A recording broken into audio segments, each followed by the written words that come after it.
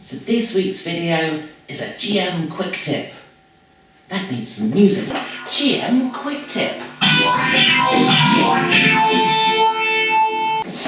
So, you're running an open world game. Well, you might not be, but say if you are. How do you manage an open world game? How do you get the right atmosphere? To explain what an open world game is, this is a game where the players are dropped in the world and the world continues to do its thing around them and the players have free rein over what they can go and do. So, how do you manage that as a GM? How do you make the world feel alive and vibrant? Well, one way I think is to have more than one major plot line. I'm actually running an open world game in 5th edition at the moment where my players are facing multiple apocalypses. I'm not sure what is the plural for apocalypse? Apocalypse? Apocalyptici? Apocalypses. I'm going to go with apocalypses.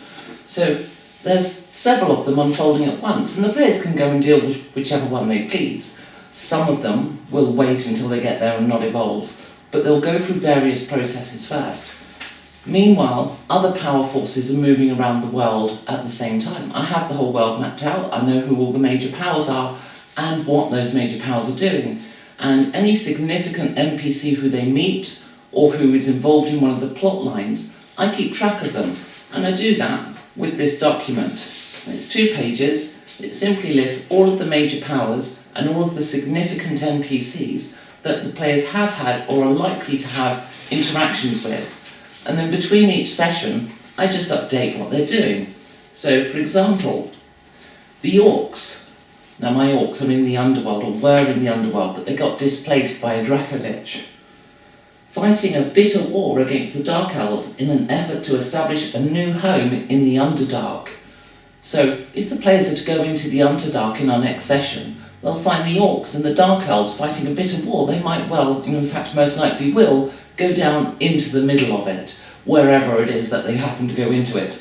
They will find themselves caught between the front lines, and there's a whole quest line right there.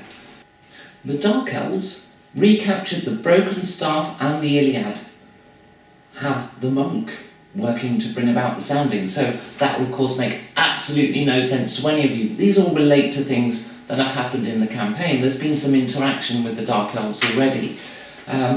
Some of the players stole this staff, which they used to raise a stone army, and then that broke the staff.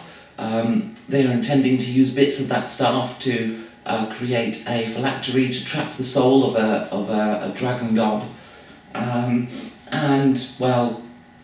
The Dark Elves recaptured it. They also took Homer's Iliad and captured a player character. Now, that player character was kind of spare, so I've allowed that character to come back, but they currently have him. So, and the sounding is one of the Armageddons going off in my world at the moment, so they continue to work toward that goal.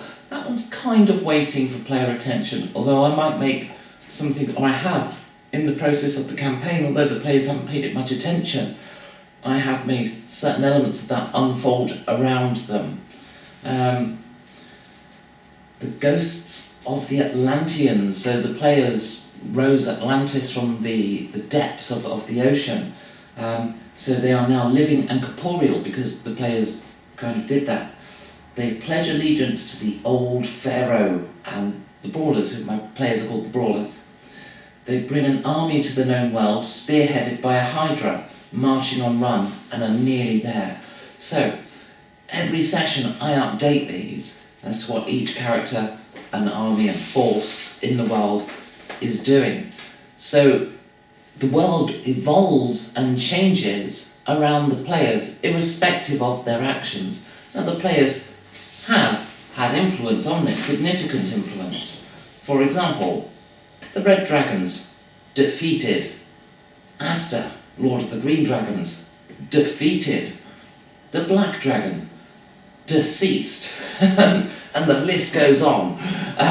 So, yes, my players influence this, but they are just one player in a world that lives and breathes around them, and that's how I manage an open world campaign.